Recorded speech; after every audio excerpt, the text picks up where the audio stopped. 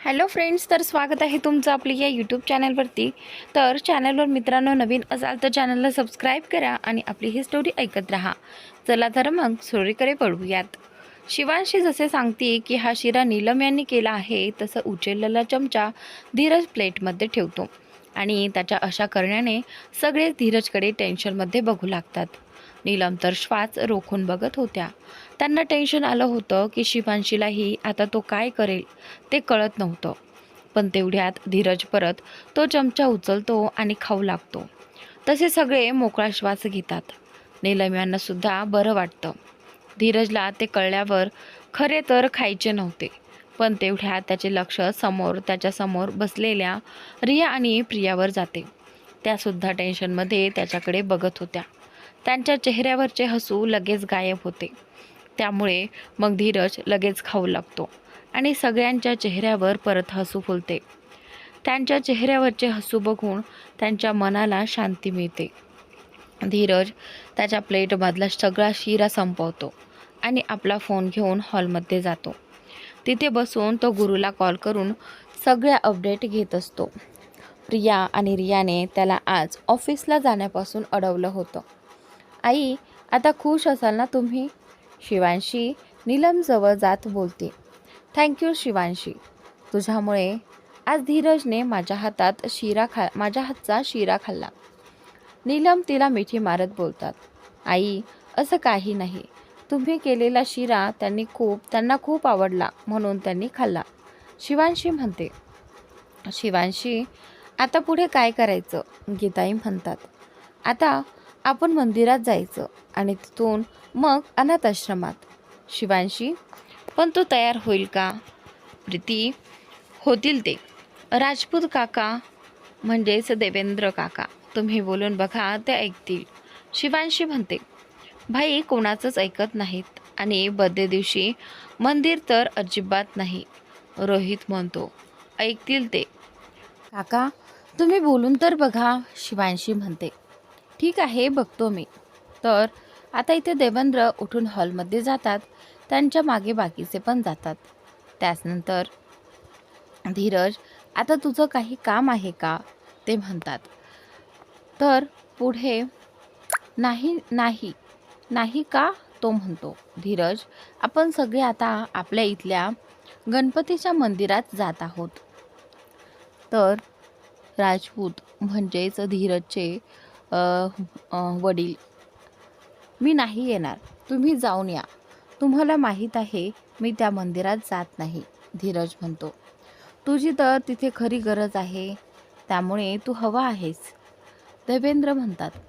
तुम्हाला माहीत आहे मी तिथे येणार नाही, तरी का विचारत आहात? धीरज पुन्हा एकदा म्हणतो. हो माहीत आहे, पण आज चल. तुझ्या आईची इच्छा होती तू दरवर्षी तिथे जावं, पण तू जात नाहीस. यावेळी असं काही करू नकोस. आणि यावेळी तू एकटा नाहीस, शिवांशी पण तुझ्या बरोबर आहे. मला तुमच्या दोघांच्या हातून पूजा करायची आहे. तसं मी तिथल्या पुजारी काकांना सांगितलं आहे, देवेंद्र म्हणतात. आजच्या दिवशी तरी माझ्या मनाविरुद्ध काही करू नका, धीरज वैतागतच बोलतो. त्यानंतर मात्र आता धीरज, आजचा दिवस फक्त तुझ्यासाठी नाही तर शिवानीसाठी सुद्धा महत्त्वाचा असायचा. मग तिच्या आठवणींसाठी तू तिच्या इच्छा जपायलाच हव्यात, गीताई म्हणतात. त्यानंतर दरवर्षी तुम्ही यातलं काहीच बोलत नाहीत. मग यावर्षी असं काय झालं आहे जे तुम्हाला हे सगळं आठवत आहे? धीरज, या दिवशी तू कधीच घरी नसतोस. सकाळी आमच्या पाया पडून लवकरच निघून जातोस. आमचं ऐकायलाही थांबत नाहीस. पण यावर्षी आहेस तू, म्हणून सांगत आहोत आम्ही, गीताई म्हणतात. शिवांशी रोहित आणि रिया प्रियाला इशारा करत बोलायला सांगते. तर भाई प्लीज, आम्हालाही बघायचं आहे. शिवानी, आई दरवर्षी तुझ्या बर्थडेला काय करायची ते? रिया आणि प्रिया, हो ना भाई, प्लीज आपण जाऊया ना, ते सगळे बोलू लागतात. प्रिया, भाई प्लीज ना, मी आत्तापर्यंत सगळ्यांकडून ऐकलं आहे, मला सुद्धा बघायचं आहे. मॉमसारखी शिवानी काकीबद्दल सांगत असती. प्लीज ना जाऊयात. रोहित पण म्हणतो, तुम्ही सगळ्यांनी काय लावले आहे नक्की? मी येणार नाही माहीत असून जबरदस्ती का करत आहात? धीरज पुन्हा एकदा म्हणतो. धीरज, आता तू लहान मुलासारखा करत आहेस. जाऊन यायचे आहे फक्त. महेंद्र, हो ना? एवढं काय होत आहे तुला? जाऊन तर यायचे आहे, प्रीती म्हणते. ठीक आहे, जाऊया. नका माझं डोकं खाऊ. शेवटी त्यांना वैतागतच धीरज तयार होतो, कारण त्याला आज कोणावर रागवायचं नव्हतं. ठीक आहे, मग चला सगळे निघूया. देवेंद्र खुश होत बोलतात आणि सगळीच मंदिरात जाण्यासाठी निघतात. घरातील सगळे मोठे एका कारमध्ये पुढे जातात, तर दुसऱ्या कारमध्ये धीरज, शिवांशी, रोहित आणि प्रिया असतात. मंदिर जवळ आल्यावर धीरजच्या जुन्या आठवणी ताज्या होतात. तो सगळ्यांना पुढे पाठवून थोडा वेळ मागे थांबतो. हे पूजा करायचं तुमचं मधूनच कसं काय ठरलं? म्हणजे असं काही नव्हतं ना झालं आपले, म्हणून बोललो मी. आल्या शिवांशी मंदिरातच म्हणते. शिवानी होती तेव्हा ती सुद्धा त्याच्या उदंड आयुष्यासाठी प्रार्थना करायची. ती गेल्यानंतर त्याने कधी त्याचा बर्थडे असा साजराच केला नाही. आज तो तयार झाला तर खूप वर्ष थांबलेली ही पूजा सुद्धा होईल म्हणून बोललो मी, दुसरं काही नाही, देवेंद्र म्हणतात. तर पण काका, हे सगळं तुमचं मगाशीच ठरलं ना, मग तुम्ही तयारी कधी केली एवढी सगळी? रोहित विचारतो. अरे, हे पुजारी काका आपल्या ओळखीचे आहेत. मी निघताना त्यांना फोन करून सांगितलं. ते तयार झाले आणि त्यांच्या मदतीसाठी आपले गार्ड होतेच, जे सकाळी दान करण्यासाठी सामान घेऊन आले होते. त्यांनाच मी यांची मदत करायला सांगितली. हे काम चांगलं केलं तू. खूप वर्षातून त्याचा वाढदिवस आल्यासारखं वाटत आहे मला, गीताई म्हणते. हो ना, मला पण. हा धीरज कुठे राहिला? तुमच्याबरोबर होता ना? महेंद्र म्हणतो. आजी, ते बोलले तुम्ही सगळे पुढे जा. आलो मी. त्यांच्या डोळ्यात पाणी दिसले. बहुतेक इथे आल्यावर त्यांच्या जुन्या आठवणी ताज्या झाल्या, शिवांशी म्हणते. इथे खूप आठवणी आहेत त्याच्या आणि त्याच्या मॉमच्या. देवेंद्र, आई, सगळी तयारी झाली आहे. पुजारी काकांनी धीरजला बोलवलं आहे, प्रीती म्हणते. त्याचनंतर आता प्रीती आणि नीलम आल्यापासून पुजारी काकांना मदत करत होत्या. रोहित, जा, धीरजला बोलावून आण, देवेंद्र रोहितला सांगतात. तसा रोहित जातो आणि त्याला घेऊन येतो. पूजेला धीरज आणि शिवांशीला बसवतात. लग्नानंतर या मंदिरात त्याची पहिली पूजा असते, त्यामुळे पुजारी काका त्यांना ती जोडीने करायला सांगतात. पूजा झाल्यावर दोघे सगळ्या मोठ्यांचे आशीर्वाद घेतात. आशीर्वाद घेऊन झाल्यावर ते सगळे मागच्या बाजूला जातात. तिथे आधीच दान करण्याची सगळी सोय केली असते. धीरजला आतापर्यंत कळून आलं होतं की त्याची मॉम करायची, तसेच हे सगळं होणार आहे. त्यामुळे आता नकार देऊनही काही उपयोग नाही, कारण त्यांनी सगळी तयारी आधीच केली आहे. धीरज आणि शिवांशीच्या हातून ते कपडे आणि अन्नदान करतात. आज पहिल्यासारखं त्याला भरभरून आशीर्वाद मिळत होते. दान करून झाल्यावर सगळे थोडा वेळ तिथेच फिरतात आणि त्यानंतर चला आता अनाथ आश्रमात जाऊया. आधीच खूप उशीर झाला आहे. तिथे सगळी माझी वाट बघत असतील. धीरज त्याच्या हातात असलेल्या घड्याळात नजर टाकत बोलतो. दरवर्षी न चुकता तो त्यांच्या नेहमीच्या अनाथ आश्रमामध्ये जायचा. धीरज बोलल्यावर सगळे उठतात आणि निघतात. थोड्याच वेळात ते सगळे अनाथ आश्रमामध्ये पोहोचतात. धीरजची कार बघून आश्रमामधली सगळी मुले पळत बाहेर येतात. धीरज खाली उतरल्यावर सगळी त्याच्या बाजूने गोल करून उभी राहतात आणि एकत्र त्याला बर्थडे विश करतात. त्या सगळ्यांच्या मागून 4 वर्षांची एक मुलगी पळत येते आणि सगळ्या मुलांच्या गराड्यातून पुढे जाण्याचा प्रयत्न करते, पण तिला जाताच येत नाही.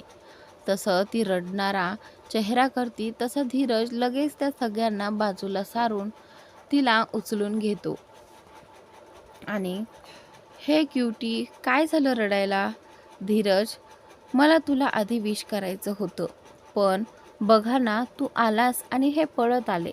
मला नाही जमलं पळत यायला, म्हणून माझ्या आधी यांनी विश केलं. जिया आपल्या बोबड्या भाषेत त्याला सांगत होती. असं काही नाही ग, मी यांचं ऐकलंच नाही, कारण मला माझ्या या क्यूटीचंच ऐकायचं होतं ना, म्हणत धीरज तिचे केस नीट करत होता. खरंच? ती डोळ्यात चमक घेऊन म्हणाली. तो खरंच म्हणतो, म्हणत धीरज तिच्या गालाची गोड अशी पप्पी घेत म्हणाला, हॅपी बर्थडे जानू.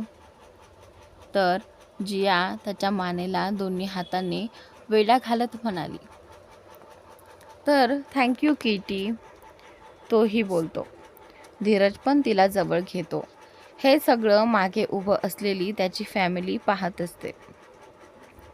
सगळ्यांच्या चेहऱ्यावर हसू असतं. धीरजला लहान मुलं खूप आवडतात, हे सगळ्यांनाच माहिती होतं. त्यामुळे त्यांच्यासाठी हे नवीन नव्हतं. त्यातल्या त्यात जियावर त्याचा जीव आहे हे पण सगळ्यांना जाणवायचं. पण शिवांशीला मात्र हे सगळं माहीत नव्हतं. धीरजचं हे रूप तिने कधीच पाहिलं नव्हतं. इतका प्रेमळ आणि मुलात मिसळणारा धीरज तिने कधी इमॅजिनच केला नव्हता. चला सगळे आत जाऊया, गीताई म्हणाल्या आणि सगळे आत गेले. धीरज तर जियाला आणि बाकी मुलांना घेऊन आधीच आत गेला होता. सगळा आश्रम सुंदर सजवलेला होता. धीरजसाठी एक मोठा केक आणलेला होता. चार्ली आणि आरुषीही तिथे होती. दरवर्षी धीरज बरोबर चार्ली असायचाच. देवेंद्र राजपूत यांनी आधीच सगळ्यांना सांगितलं होतं की यावर्षी धीरज बरोबर कोण कोण येणार आहे आणि त्याप्रमाणे तयारी करायला सांगितली होती. म्हणून यावेळी चार्ली बरोबर आरुषीही आली होती. आरुषी घरातल्या सगळ्यांना भेटली आणि मग शिवांशी जवळ येऊन उभी राहिली. धीरज जियाला केक घेऊन समोर उभा होता. सगळ्यांनी एक साथ हॅपी बर्थडे म्हटलं. धीरजने कॅन्डल विझवली, केक कट केला आणि पहिला घास जियाला भरवला. मग आश्रमातल्या सगळ्या मुलांना तो स्वतःच्या हाताने केक खाऊ घालू लागला. केक झाल्यावर चार्लीने गाणी लावली आणि सगळीकडे धमाल सुरू झाली. धीरज, चार्ली, रोहित, प्रिया, रिया सगळे त्या लहान मुलांबरोबर बालक झाले होते. सगळे नाचत हसत खेळत होते. प्रिया आणि रियाने आरुषी आणि शिवांशीला पण ओढलं आणि त्या पण सगळ्यात मिसळल्या होत्या.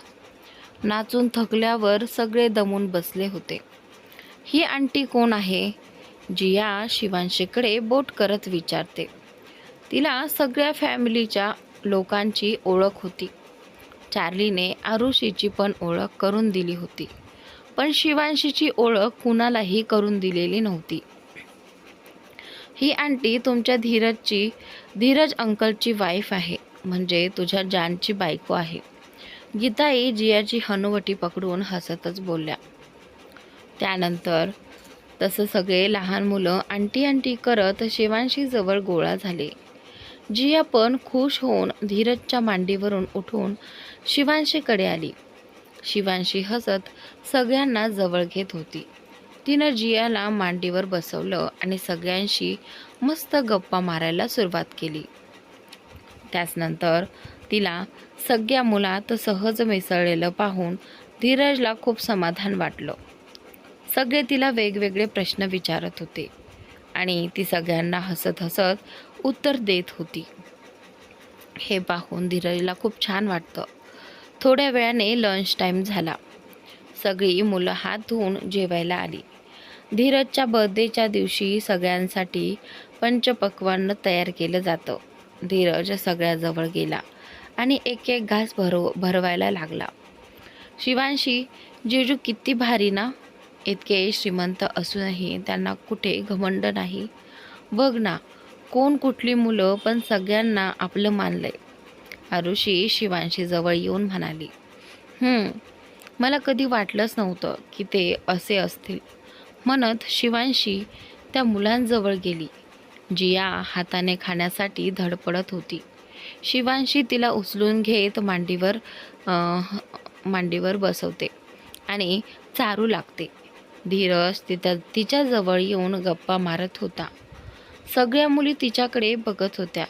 ते पाहून जिया म्हणाली, ओटी, सगळे कसे बघतात बघ. शिवांशी पण सगळ्यांकडे बघून हसली. सगळ्यांच्या डोळ्यात तिच्या हातून मायेने खाण्याची ओढ होती. तिनं प्लेट हातात घेतली. दुसऱ्या हाताने जियाला धरून बाजूला मांडी घालून बसली आणि सगळ्यांना हसत बोलावलं. सगळे तिला हसत हसत जवळ आले. मग शिवांशी प्रत्येकाला प्रेमाने घास भरवू लागली. धीरज आणि चार्ली बाहेर गेलेले होते. नीलम आणि प्रीती त्यांच्या जेवणाची व्यवस्था बघत होत्या. देवेंद्र, राजपूत आणि महेंद्र आश्रमाच्या मॅनेजर बरोबर बोलत होते. गीताई सगळं आश्रम फिरत होत्या. प्रिया, रिया आणि रोहित त्यांच्या गप्पांमध्ये मग्न होते. फक्त आरुषी तिथे उभी राहून सगळ्यांचं बघत होती आणि फोटो काढत होती. शिवांशीने तिथल्या एका स्टाफला सांगून दुसरी प्लेट वाढवून आणायला सांगितली. सगळ्यांच्या डोळ्यात तिला पोटाची नाही तर प्रेमाची भूक दिसत होती. सगळे तिच्या हातून खात होते. तिला आश्रमातल्या गमती सांगत होते आणि शिवांशी पण त्यांचं ऐकत हसत सगळ्यांना भरवत होती.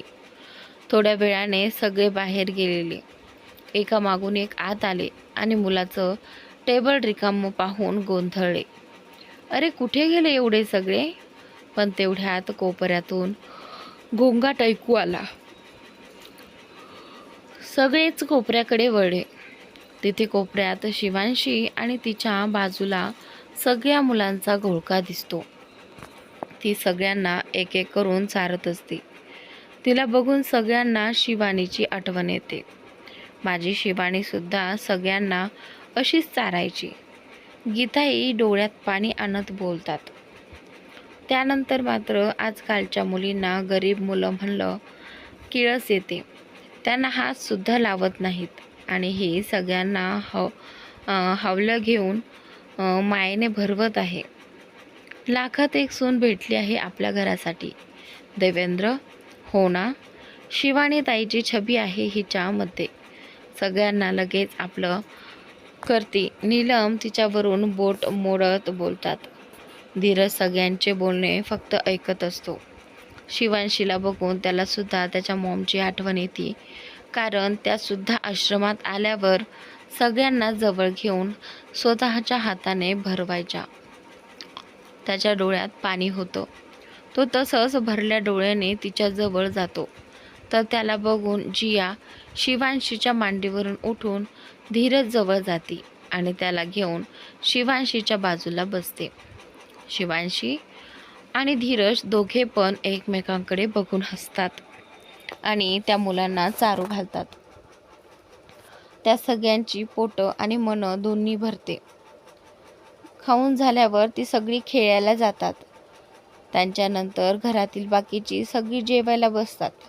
जेवण झाल्यावर तिथल्या सगळ्यांना खेळणी आणि कपडे वाटून घरातील बाकीची सगळी पुढे जातात पार्टीची तयारी करायला. धीरज आणि शिवांशी फक्त त्या लहान मुलांबरोबर थांबतात.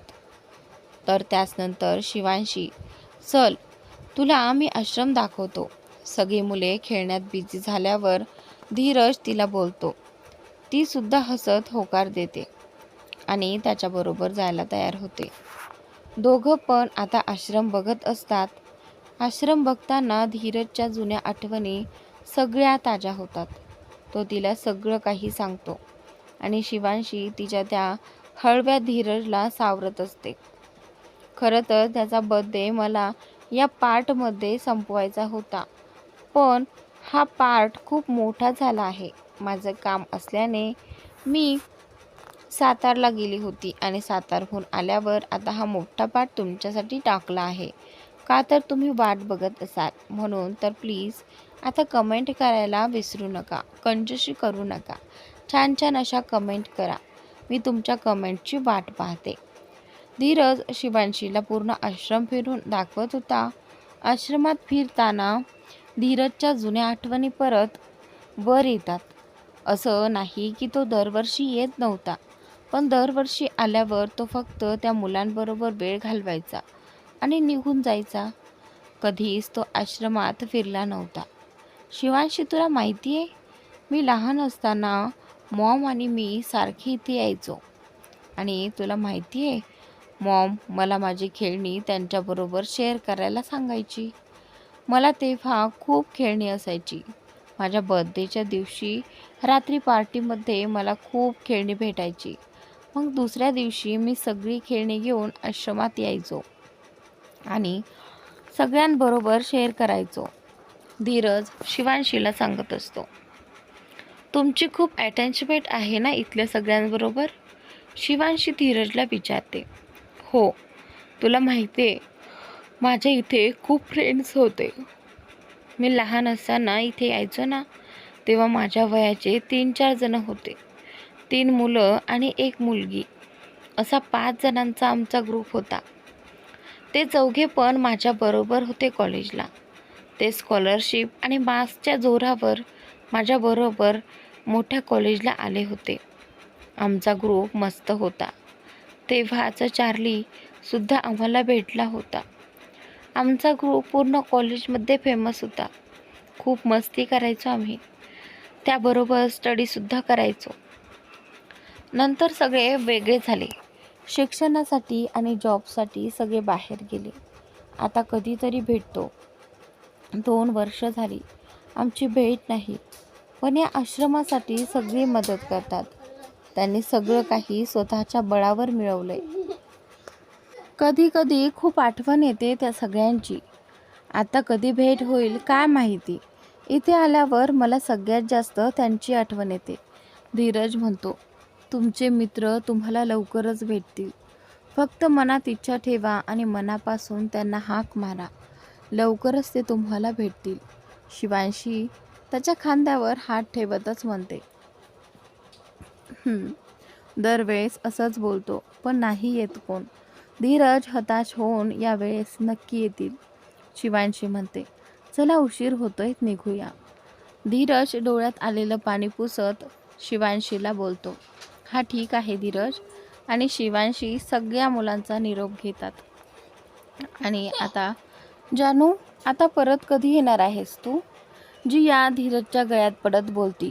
लवकरच येईन. मी येईपर्यंत नीट स्टडी कर आणि भांडू नकोस. धीरज तिचे नाक ओढतच बोलतो. त्यानंतर मी नाही भांडत कोणाबरोबर, उलट सगळेच माझ्याबरोबर भांडत असतात. छोटीशी जिया गाल फुगवत बोलती. त्यानंतर हो का, मी सांगतो सगळ्यांना. धीरज म्हणतो. हां, आताच ओरड तू सगळ्यांना माझ्यासमोर, जिया म्हणते. ओके बाबा, कोणीच माझ्या जियाबरोबर असं भांडायचं नाही हां. भांडले तर बघा. धीरज सगळ्यांना खोटं खोटं ओरडत बोलतो. तशी जिया खुश होते. तिला भारी वाटतं. आंटी, धीरज अंकल सारखी तू पण येणार ना आता सारखी? जिया शिवांशी जवळ जात बोलती.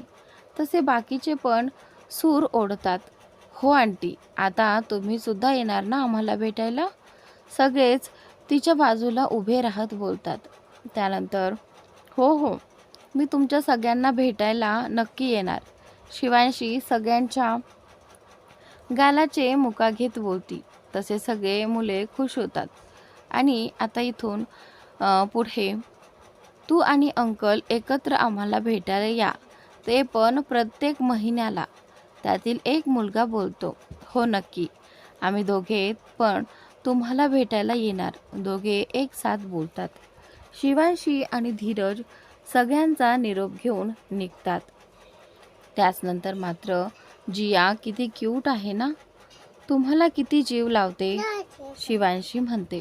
हो, एका महिन्याची असताना आपल्याच हॉस्पिटलच्या बाहेर एका कोपऱ्यात तिला कोणीतरी सोडून गेलं होतं. तेव्हा मला काकीचा कॉल आला. मग मी तिला घेऊन आश्रमात आलो होतो. रात्रभर तिच्यासोबत थांबलो. दुसऱ्या दिवशी तिला खूप ताप भरला होता. आठवडाभर ॲडमिट होती. मला काम असल्यामुळे मी जास्त उशीर तिच्याबरोबर नव्हतो. पण घरातील कोणी ना कोणी तिच्याबरोबर असायचं. खूप नाजूक होती. तिला सारखं डॉक्टर चालू असायचं कारण अंगावरचं दूध भेटलं नव्हतं. मी पोलिसात कंप्लेंट केली होती. तिच्या आईवडिलांना शोधून आणले होते. ते बोलले की त्यांना मुलगी नको म्हणून त्यांनी तिला सोडून दिलं. त्या बाईलाही काही वाटलं नाही. तिलाही मुलगाच हवा होता. धीरज बोलतो. मला तिच्या आईवडिलांचा खूप राग आला होता. तेव्हा पण मी जास्त काही करू शकलो नाही. मी त्यांना या शहरातून दुसरीकडे जायला भाग पाडलं. ती 1 वर्षाची झाल्यानंतर तिला जास्त डॉक्टरांची गरज लागली नाही. पण आता सगळ्यांच्याच लाडाने बिघडली आहे ती आता. खूप नटखट आहे पण प्रेमसुद्धा खूप करते. तिचे नखरे आठवत बोलतो धीरज. बापरे, एवढं सगळं झालं तिच्यासोबत. कसले नालायक आईवडील आहेत ते. त्यांना काहीच वाटलं नाही का याचं? कोण असं आपल्या मुलीला सोडतं? ती बोलते. त्या आईलाही काही वाटलं नाही का? 9 महिने तिने पोटात वाढवलेलं होतं तिला, शिवांशी म्हणते. तरीसुद्धा तिला कसं काही वाटलं नाही. तिला धीरजचा खूप अभिमान वाटत होता. त्या मुलीबरोबर रक्ताचं काही नातं नसताना तिला किती जीव लावला होता त्याने. फक्त तिच्यावरच नाही तर आश्रमातील सगळ्याच मुलांवर शिवांशीने आत्तापर्यंत जेवढे श्रीमंत बघितले होते ते सगळे बिघडलेले, पैशाचा माज असलेले, गरीब मुलांना तर स्वतःच्या पायाखाली घेणारे. पण धीरज असं नव्हता. स्वतःची मुलगी झाली तर जीव ओवाळून टाकतील तिच्यासाठी, तर पूर्ण दुनिया तिच्या पायात आणतील हे.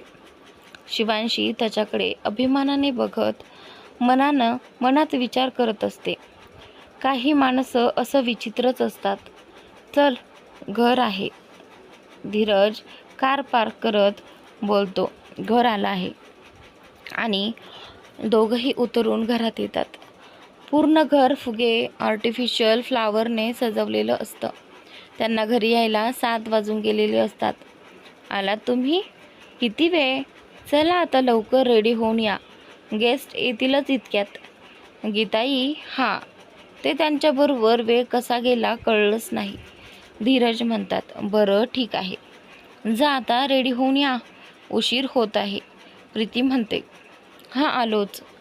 निघतात दोघं एकसाथ बोलत आणि वर जाण्यासाठी. भाई, बहिणी, आम्ही तुमच्या दोघांसाठी आउटफिट सिलेक्ट केले आहेत. तुम्ही तेच घाला. प्रिया आणि रिया त्यांच्याजवळ बोलतात. आजचा भाग इथेच संपतो. पुढील भाग पाहण्यासाठी चॅनलला सबस्क्राईब नक्की करा.